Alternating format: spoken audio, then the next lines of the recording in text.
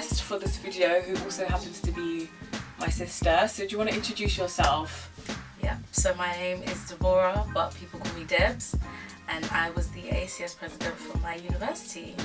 So I wanted to bring Deborah on because I wanted her to talk about her experiences running an ACS and running a big ACS as well. Yeah. And I also wanted to talk about my experiences of being really involved in ACS at my university. So like I mentioned, I was a secretary, and that was already stressful enough on top of my degree. So I wanted to kind of get your thoughts being actually president, how you managed to juggle doing that and also studying as well, and what your tips would be for people who either want to get into it or are in it now. What would you say? So what's your first tip?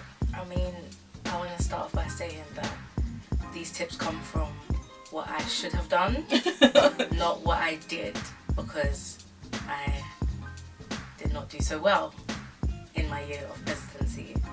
I put a lot of time and effort into ACS and kind of forgot about my education, which is exactly what you're going to uni for. Like, it's the number one and number two and number three thing that you're going to uni for. Everything, there's a reason why it's called extracurricular activities. So my first top tip would be time management. If you're going to join a society normally should be an evening situation. That way you're not missing lectures. You've got all your work out of the way, you've gone to the library, and yeah, so you've like time management, like plan your time out and like allocate more time to your studies than to like a society. And no matter how big the society is, like I said, I did ACS, and ACS is quite a demanding society, so sometimes the pressure of that makes you feel like, oh, if I miss this lecture and I do this, then I'll be calm and I'll catch up. But then it takes over, like it starts to like, what's that thing, go into your more of your time. Yeah, and I think time management is so crucial, actually having set time to be like, do you know what, every day 4 to 6 I'm doing ACS stuff, or I'm doing whatever society you're part of, whether that's a kickboxing, football, netball. Set time aside every evening, and I try to do that now in life. Like, I try to set time for things, otherwise if things just get muddled and you're always like on overtime on your brain trying to do things. And remember that you do not get paid. It doesn't count towards your credits for your degree. You do not get paid. I mean, it looks good on your CV, it looks like excellent CVs. I mean, like, especially when you go from like managerial roles, or like, these are things that like look good on your CV, but you do not get paid for it. So you cannot do overtime. At the end of the day, if you tell people, meet me at 6, we're going to have a 1 hour meeting, and they decide to come at 6:30, you still leave the room at 7 o'clock because you still have to do things for you. You still have an education. Make sure that you are not overextending yourself. Don't put so much pressure on yourself, because like you said, at the end of the day, you're not being paid. It's not going to add to your credits for your degree. And I know I was at uni when 3 of the presidents of the ACS during the time I was there were my good friends, and every single one of them will tell you, do you know what, focus on your work and set time aside to do your ACS stuff or society stuff. Do not make it your whole life, because at the end of the day it's extracurricular. So that's the first thing with time management. Next tip. The next tip I'd say is organisation. So all my tips tie into each other. So it's organisation. So you've got your time management down, now it's time to organise. Cool. Let's start with your actual degree. Know what courseworks are coming up, the deadlines, any exams, anything like that. Anytime you have to go see your lecturer, make sure that becomes a priority. Plan it down. Make sure you know, okay, 1st of November, I've got a deadline. The week of the 12th, I've got 2 deadlines, and so on and so forth. And make sure that you know that if you're not going to be able to do it yearly, at least termly. This way, you can plan your events around this organisation. Like, cool, I know these are my deadlines, and if you really want to be like, if you really want to make it work, get the timetable of your other like your society members as well, so your executive committee, so get their timetables, so you know that, okay, during the week of the 12th I've got a deadline, but so does my events manager, and so does my my welfare manager. So don't plan anything like for event wise, but maybe like your PR officer can do some social media work.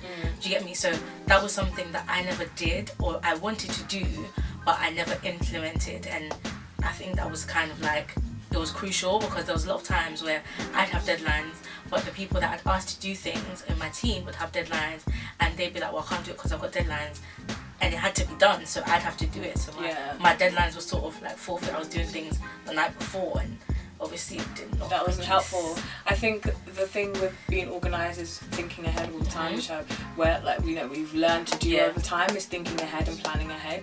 And if you know in this month and this season we're busy, try and just work backwards from that.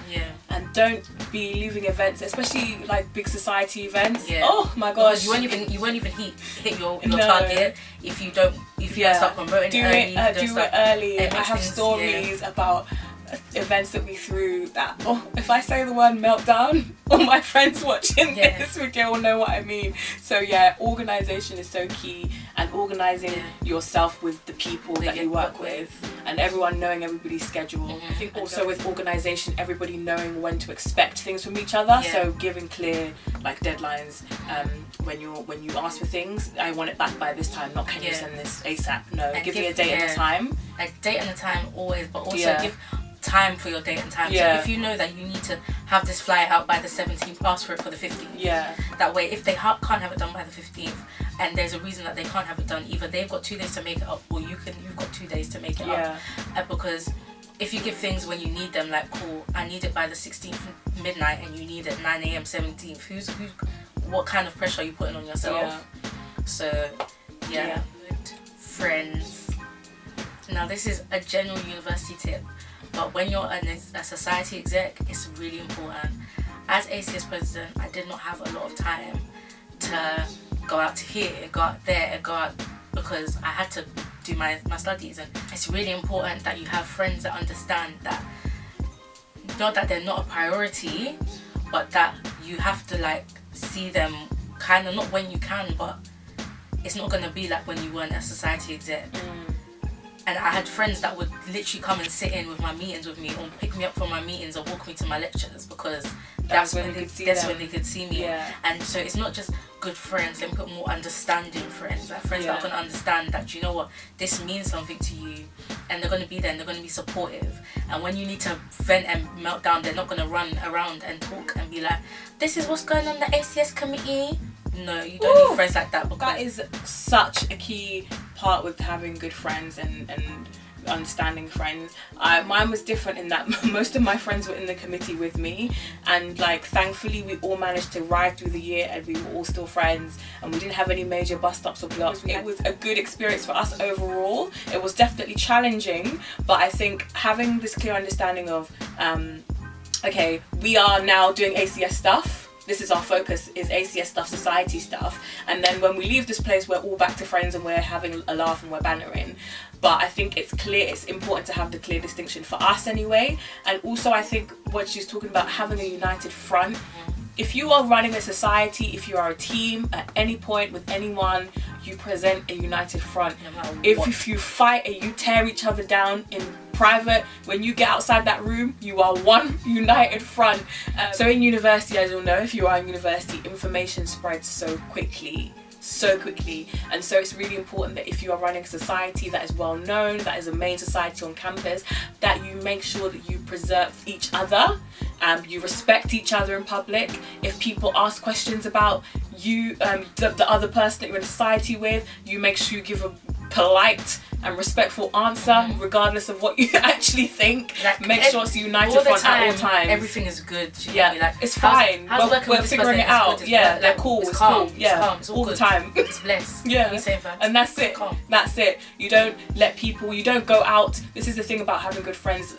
I don't think my friends would want me to go and like talk about other people to them, especially in the ACS environment. I wouldn't take that information out and go and sit with my friend and go and be like, oh, in ACS today, I talk about it with people who are in my team. So we both had friends who were close friends, who were both housemates, and also were on ACS with us, and mine was also on my course. So I spent a lot of time, some people I spent a lot, one in particular I spent a lot of time with, and like it can be so simple. It does not need to be complicated. You just have to be very intentional and have boundaries and be respectful, because we are cool. Have good friends, understanding friends, but set boundaries. I think it's really important, and always have a united front with your team and with your friends and the people that are supporting you. I think that's going to be crucial to this role if you are going to do it.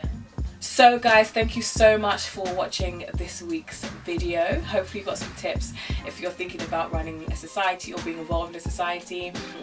You are going to be creating your own YouTube channel. You want to tell people about it? So I'm going to be creating a lifestyle sort of situation with vlogs and beauties. As you can tell, maybe she likes makeup. I don't know.